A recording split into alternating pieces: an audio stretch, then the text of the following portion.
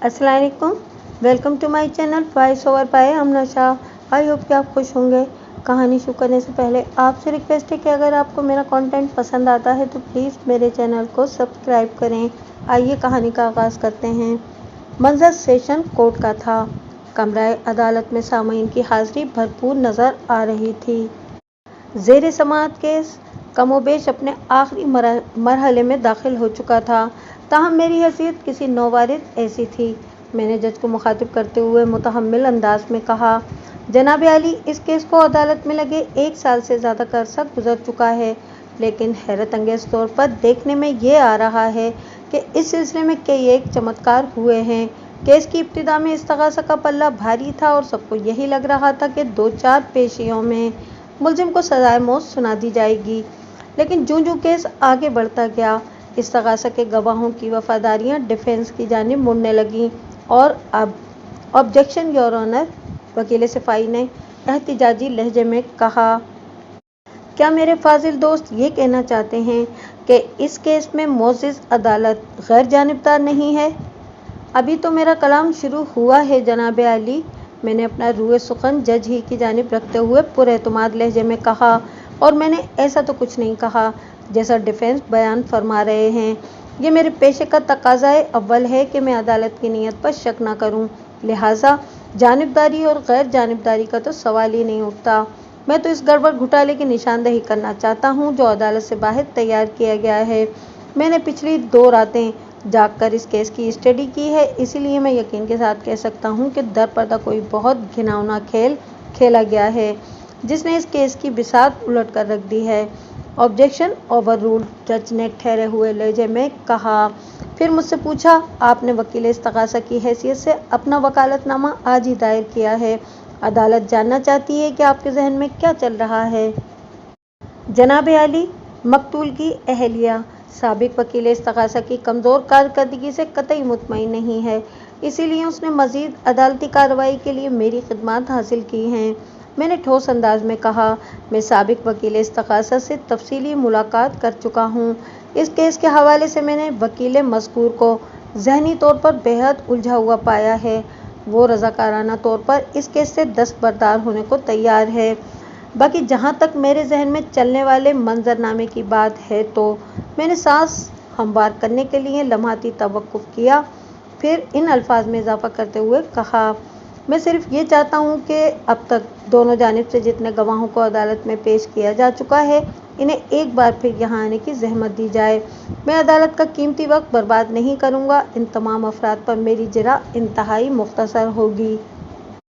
अगर मुमकिन हो तो इन्हें एक ही पेशी पर अदालत में हाजिर कर दिया जाए। जैसा कि अदालत जानती है, मुलजिम का ताल्लुक एक बाअसर फैमिली से है जिनकी ताकत से स्याह को सफ़ेद में और सफ़ेद को स्याह में बदलते हुए देर नहीं लगती। मैं मुअज़्ज़िज़ अदालत के सामने ये साबित कर दूंगा। जनाब आली, ये केस इस वक्त अपने इख्तिताम की जानिब गामज़न है, वकील इस सफाई ने खफगी आमेज़ लहजे में कहा।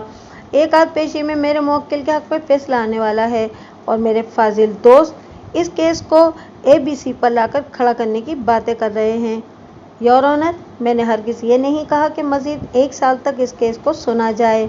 मैंने जज की जानिब देखते हुए मजबूत लहजे में कहा, अगर मेरे फाजिल दोस्त को ये खुशफहमी है कि एक आध पेशी पर इनका मुवक्किल कत्ल के इस मुकदमे से बाइज्जत बरी कर दिया जाएगा तो फिर वो इस कदर परेशान क्यों हो रहे हैं।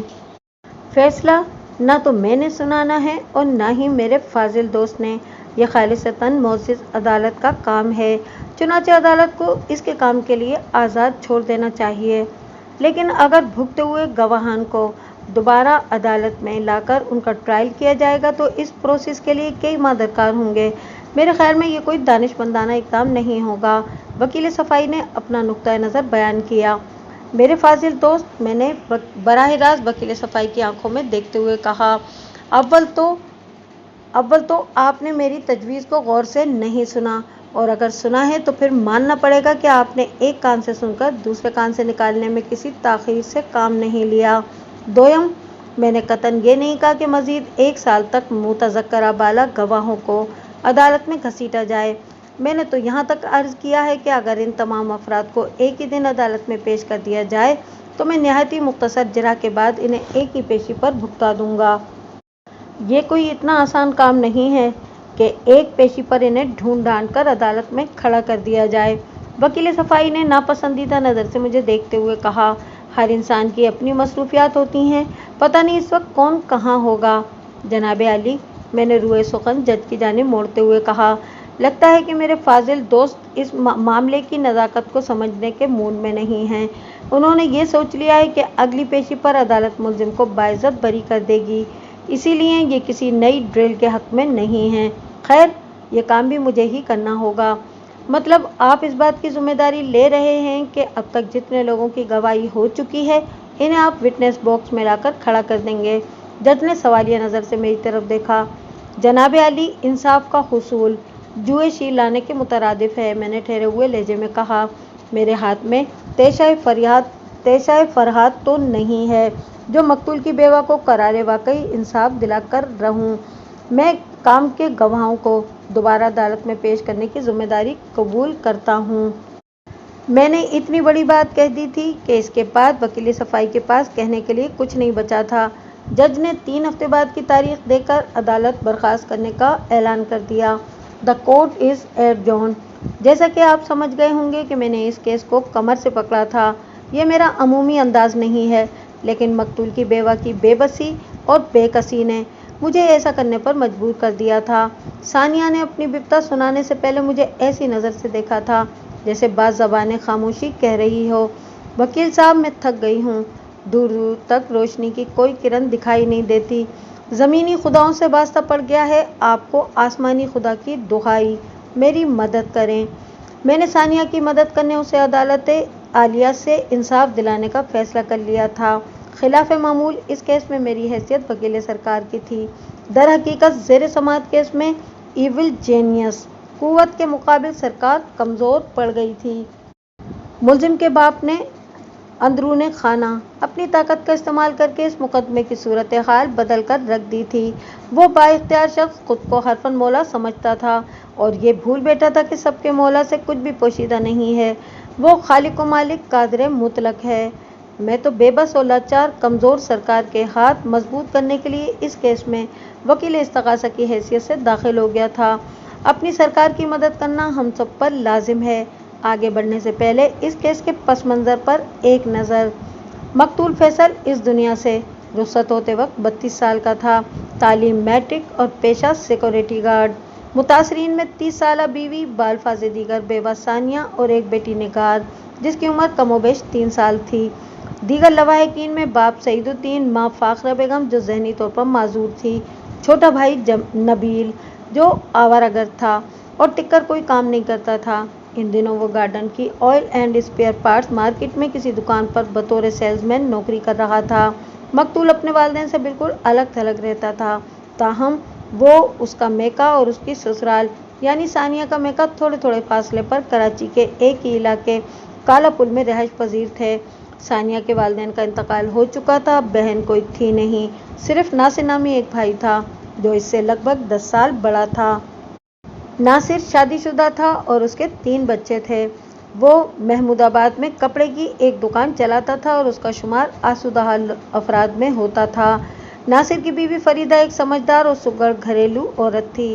एक निजी बैंक में बहैसियत सिक्योरिटी गार्ड मकतूल की ज़िंदगी की आखिरी मुलाजमत साबित हुई थी। वो गुज़िश्ता 4 साल से सिक्योरिटी गार्ड का काम कर रहा था, मगर मज़कूरा बैंक में नौकरी करते हुए उसे अभी चंद रोज़ ही हुए थे। हाल ही में इस बैंक में डकैती की एक वारदात हुई थी, जिसके बाद सिक्योरिटी गार्ड को तफ्तीशी मराहिल से गुजारने के बाद फारिग कर दिया गया था और एक गार्ड के बजाय अब की बार हिफ्ज़ मातकदम के तौर पर 2 गार्ड्स को तैनात कर दिया गया था। ये दोनों नए लोग थे। सादिक अली नामी गार्ड बैंक के अंदर ड्यूटी देता था और मकतूल फैसल बाहर दाखिली दरवाजे पर। दोनों गार्ड्स को बहुत ज़्यादा चौकन्ना और मोहतात रहने की हिदायत दी गई थी ताकि फिर कोई नाखुशगवार वाक़या पेश न आए। मकतूल की तनख्वाह 1500 रुपये थी। मकान किराए का था। बहरहाल 3 अफराद की मुख्तसर सी फैमिली इस तनख्वाह में अमन सुकून से गुजारा कर रही थी। यह आज से तकरीबन 35 साल पहले का वाक़या है। वक़ुआ के रोज़ मकतूल फैसल बड़ी मुस्तैदी से अपनी ड्यूटी अंजाम दे रहा था। बैंक का मुकर्ररा वक्त ख़त्म होने में चंद मिनट बाकी थे। फैसल को ताकीद कर दी गई थी कि किसी नए गैर मुतालिक आदमी को बैंक के अंदर न आने दिया जाए। हाँ, अगर कोई अकाउंट होल्डर हो तो उसे रोका न जाए, और वो भी बस इन्हीं चंद मिनट के लिए। इसके बाद जब बैंक बंद हो गया तो फिर जो भी हो, हर खास व आम का दाखिला ममनू है। जो लोग बैंक के अंदर मौजूद हैं, सिर्फ इन्हीं को निपटाया जाएगा। दफतन एक खूबसूरत लड़की वहां पहुंची और बैंक के अंदर दाखिल होने लगी तो मकतूल ने उसे रोक लिया और शाइस्ता लहजे में कहा, बैंक का टाइम ऑफ हो चुका है, आप अंदर नहीं जा सकती। ऐसे कैसे वक्त खत्म हो गया, अभी तो पूरे 5 मिनट बाकी हैं। वो खफगी आमेज लहजे में बोली, मेरा नाम नौरीन है और मेरा अकाउंट इसी ब्रांच में है। तुम शायद नए हो, इसीलिए मुझे पहचान नहीं पाए। मुझे अंदर जाने दो, वरना मैं मैनेजर से तुम्हारी शिकायत कर दूंगी। नौरीन नामी इस दिलकश लड़की ने अपने तारुफ में जो कुछ कहा वो मकतूल के इत्मीनान के लिए काफ़ी था, लिहाजा उसने ये कहते हुए रास्ता छोड़ दिया, सॉरी मैडम, आप अंदर जा सकती हैं। इसके ठीक 1 मिनट बाद दो नौजवान दौड़ने से मुशाबत तेज कदमों से चलते हुए वहां पहुंचे। मकतूल इनके सामने किसी चट्टान के मानिंद इस्तादा हो गया और दो टोक अंदाज में कहा, बैंक बंद हो चुका है जनाब, मुझे सिर्फ 2 मिनट के लिए अंदर जाना है। इनमें से एक ने बड़े जारहाना अंदाज में कहा, एक बहुत ज़रूरी काम है, हट जाओ मेरे रास्ते से। क्या आप इस बैंक के अकाउंट होल्डर हैं? मकतूल ने ठहरे हुए लहजे में इस्तफसार किया। ओ गधे के बच्चे, ये किस किस्म का सवाल है? दूसरा बंदा तपते हुए लहजे में बोला, क्या किसी बड़े नोट का खुला लेने के लिए बैंक में अकाउंट खोलना पड़ता है? इस बदतमीज शख्स की यावा गोई ने मकतूल का खून खौला कर रख दिया। तहम उसने कमाल ज़ब्त का मुजाहरा करते हुए सपाट आवाज़ में कहा, बैंक का वक्त ख़त्म हो चुका है, मैं आपको अंदर नहीं जाने दूंगा। मुझसे उलझने और बहस करने का कोई फ़ायदा नहीं। ओए 2 कौड़ी के गार्ड, तुम्हारी इतनी औकात कि तुम मुझसे बहस करोगे? वो आग बगोला होता हुआ बोला। फिर बैंक के दरवाजे की जानिब पेशकदमी करते हुए चैलेंज करने वाले अंदाज में कहा, अगर हिम्मत है तो मुझे रोक कर दिखाओ। मकतूल उलुल हिम्मत था। पानी सर से ऊंचा होते देखा तो उसने गन को सीधा करते हुए तहकमाना अंदाज में कहा, मैं कहता हूँ रुक जाओ, अगर आगे बढ़े तो मैं मजबूर हो जाऊंगा। तुम मुझे मजबूर कर रहे हो। इस बंदे ने कहरनाक नज़र से मकतूल को घूरा और पिस्टल निकालकर फिर धमकी आमेज अंदाज में कहा, तुम शराफत की ज़बान नहीं समझ रहे हो, मेरे सामने से हट जाओ, वरना मैं तुम्हारी लाश गिराने के बाद बैंक के अंदर जाऊंगा। उधर इस गनबरदार की बात खत्म हुई, उधर मकतूल ने उसे रोकने के लिए इस पर छलांग लगा दी। वो सिक्योरिटी गार्ड से ऐसे रवैये की तवक्को नहीं कर रहा था। इनके बीच खौफनाक तसादुम हुआ और वो दोनों पुख्ता सड़क पर जा गिरे। बैंक के बाहर होने वाली इस मुठभेड़ के बारे में अंदर मौजूद लोगों को पता चला तो वो बाहर को लपके। सिक्योरिटी गार्ड सादिक अली इनमें पेश था, लेकिन बैरूनी सूरत हाल ने इतनी तेजी से पलटा खाया कि कोई कुछ न कर सका। देखते ही देखते वो हो गया जो किसी के फहमो गुमान में भी नहीं था। नीचे गिरने की वजह से सिक्योरिटी गार्ड मकतूल फैसल की गन उसके हाथ से निकल गई थी। वो दोनों एक साथ ज़मीन से उठे, मगर बदतमीज़ गन बरदार ने ज़्यादा फुर्ती दिखाते हुए गोली चला दी। अगले ही लम्हे मकतूल कटे हुए शहतीर की मानिंद ज़मीन पर जा गिरा। गोली उसके सीने में ऐन दिल के मकाम पर लगी थी, जो जानलेवा साबित हुई। कबल इसके कि वहाँ मौजूद अफराद की समझ में कुछ आता, कातिल और उसका साथी सड़क के किनारे खड़ी एक कार की जानिब दौड़ गए। मज़कूरा गाड़ी स्टार्ट थी और उसकी ड्राइविंग सीट पर एक शख्स बैठा हुआ था, जो यकीनन इन्हीं का साथी था। वो दोनों जैसे ही कार के अंदर पहुंचे, ड्राइवर ने गाड़ी आगे बढ़ा दी। शुमाई वक्त के इसी वक्त एक पुलिस मोबाइल का वहां से गुजर हुआ। मौके पर जमा लोगों ने पुलिस वालों को इस वाक़ये के बारे में बताया। इस वक्त तक कातिल वाली कार ज़्यादा दूर नहीं गई थी।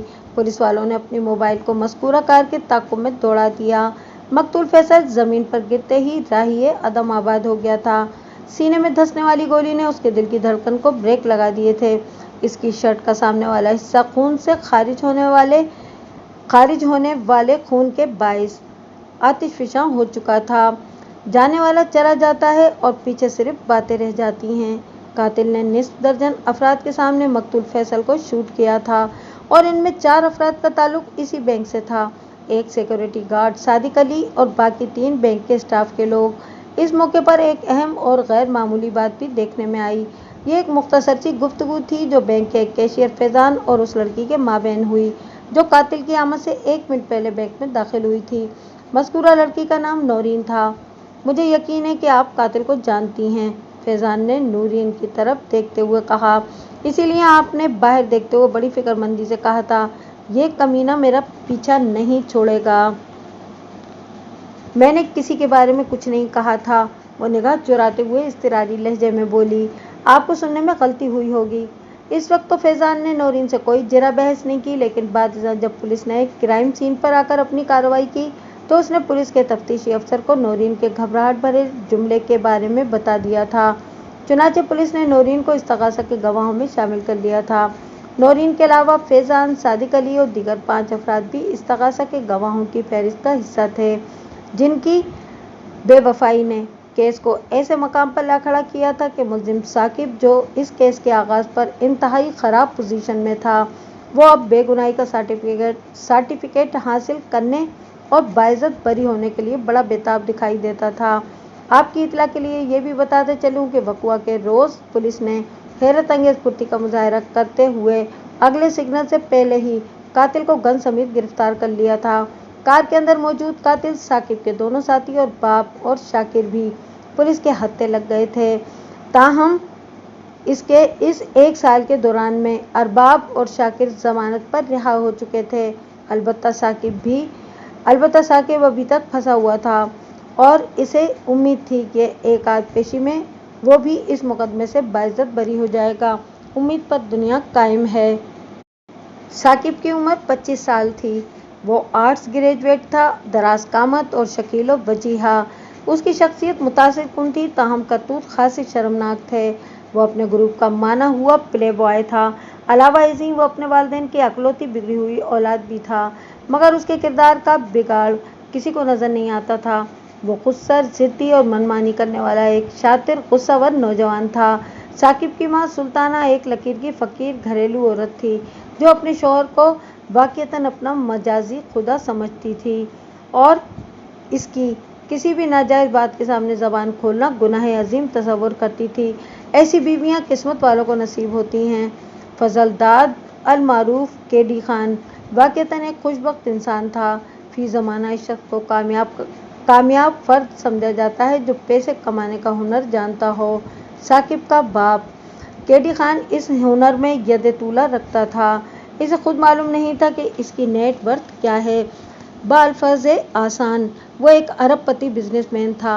कारोबार की कॉरपोरेट वर्ल्ड में इसे किंग का मकाम हासिल था।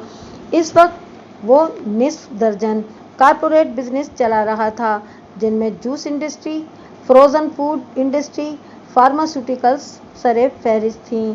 अनकरीब वो मिनरल वाटर प्लांट को भी लॉन्च करने जा रहा था।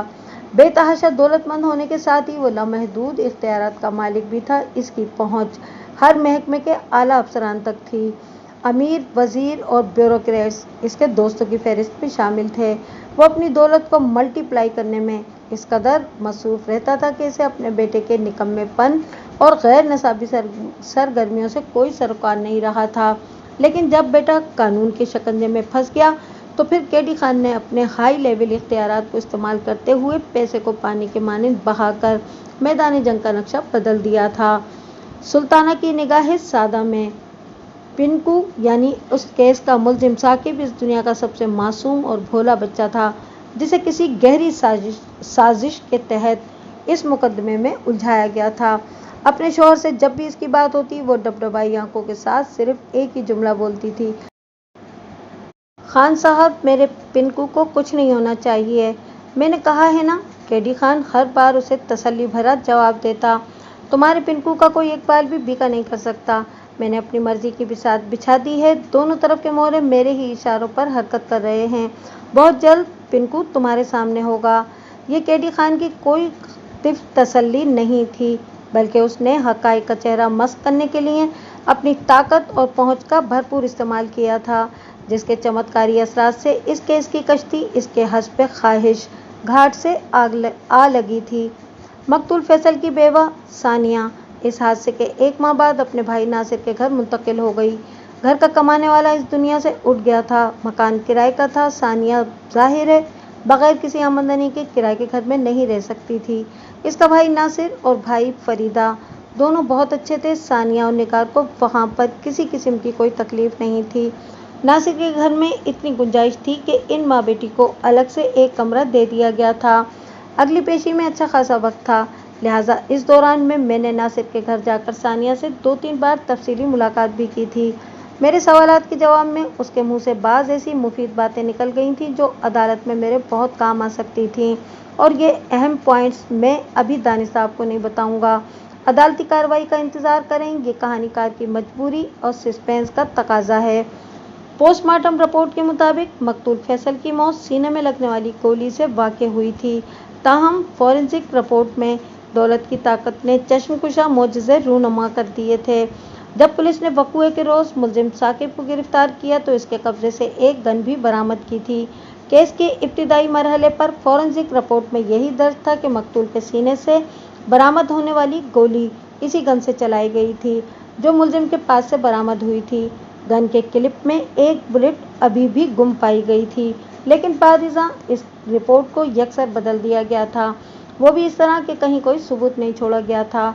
ये खुली धांधली पर सबसे ज़्यादा तकलीफ इस केस के इंक्वायरी ऑफिसर को हुई थी। उसका तो दिमाग ही घूम कर रह गया था। सब इंस्पेक्टर आफ्ताब ठोस सबूतों, वाक़याती शहादतों और दीगर टेक्निकल पॉइंट्स की मदद से एक कातिल को करारे वाकई सज़ा दिलवाने के इंतहाई करीब पहुंच चुका था कि सब कुछ उलट कर रह गया था। मैंने जब इंक्वायरी ऑफिसर से एक तवील मुलाकात की तो मेरी मालूमात में गिरा कदर इजाफा हुआ। मैं थाने गया और ना वो मेरे ऑफिस आया। इस मुलाकात के लिए हमने एक पुरसुकून 5 स्टार होटल के रेस्टोरेंट का रुख किया था। रस्मी अलग सलग के बाद आफ्ताब ने ठहरे हुए लहजे में कहा, बेग साहब, आपसे इस तरह मिलना बड़ा अजीब सा लग रहा है। मुझे तो ऐसा कुछ भी महसूस नहीं हो रहा।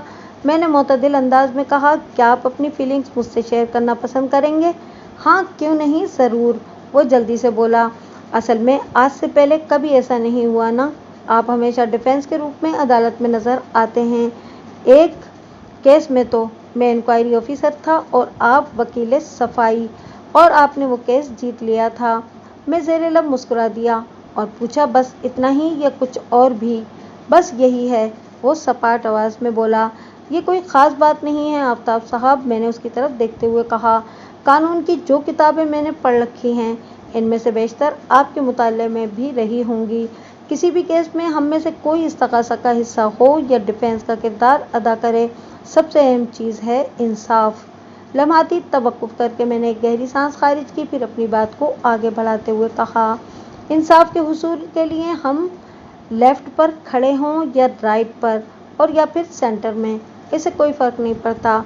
अगरचे इस केस में मेरी एंट्री बिल्कुल फ्रेश है, लेकिन जहाँ तक मैंने केस को स्टडी किया है मुझे साकिब सरतासर कातिल दिखाई देता है।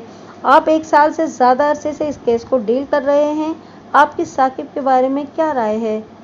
मैं इस केस का तफ्तीशी अफसर हूँ बेग साहब, वो भराई हुई आवाज़ में बोला। मुझसे ज़्यादा साकिब के कातिल होने का यकीन और भला किसको होगा, लेकिन अफसोस कि मेरे हाथ पांव काट दिए गए हैं। यूँ समझे कि साकिब के बाप के असर व रसूख ने मुझे किसी काबिल नहीं छोड़ा। केस फाइल के हक़ाइक़ को इतनी बेदर्दी से मस्त किया गया है कि मैं खुद को डिफेंस के सामने इस तरह महसूस कर रहा हूँ जैसे किसी बदनसीब की मुश्कें कसकर उसे किसी भूखे दरिंदे के आगे डाल दिया गया हो। क्या आप अल्लाह पर यकीन रखते हैं? मेरे सवाल पर आफ्ताब ने चौंक कर मुझे देखा और सर को अस्बाती जुम्बिश देते हुए बोला, जी बिल्कुल। क्या केडी खान की ताकत और रसाई अल्लाह की कुदरत से बढ़कर है? मैंने उसकी आंखों में झांकते हुए इस्तफसार किया। कतई नहीं, वो दो टोक अंदाज में बोला, बेशक अल्लाह ताला कादिर मुतलक है।